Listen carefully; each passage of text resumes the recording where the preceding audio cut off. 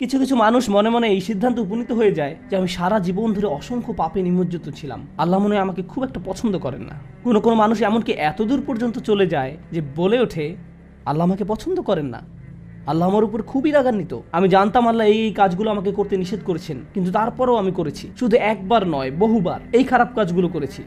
সুতরাং আল্লাহর ভালো মানুষের তালিকায় আমি নেই, আমার নামাজের কোনো দাম নেই। মানুষ যখন নিজের সম্পর্কে এইরকম ধারণা পোষণ করে তখন সে কি করে জানেন? আমি তো খুবই খারাপ মানুষ। আপনি কি আমার জন্য একটু দোয়া করতে পারবেন? কারণ আমি ইতোমধ্যে দোয়া করার যোগ্যতা হারিয়ে ফেলেছি।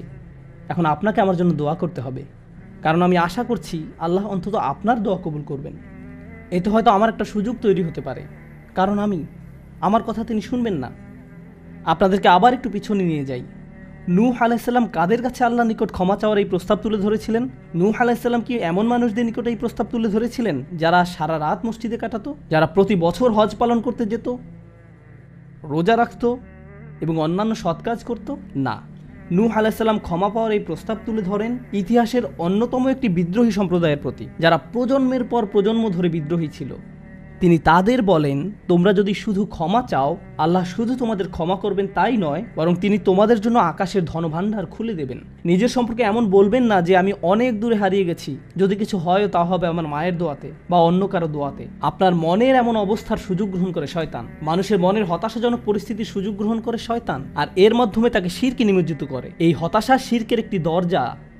কেন জানেন? তখন মিথ্যা ধর্ম আসে এবং আপনাকে বলে আপনি তো অনেক বড় পাপী, আপনার পক্ষে ক্ষমা পাওয়া সম্ভব নয়। যিশুকে বলুন আপনাকে ক্ষমা করে দিতে।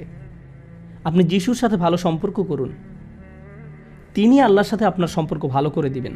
আল্লাহ এবং আপনার মাঝখানে যিশু এসে দাঁড়াবে, অথবা তারা অন্য কাউকে মাঝখানে দাঁড় করাবে, বলবে অমুক পীর, তার কবরের কাছে গিয়ে কিছু চকলেট রাখো। তাহলে তিনি আল্লাহকে বলবেন আপনার সমস্যার সমাধান করে দিতে।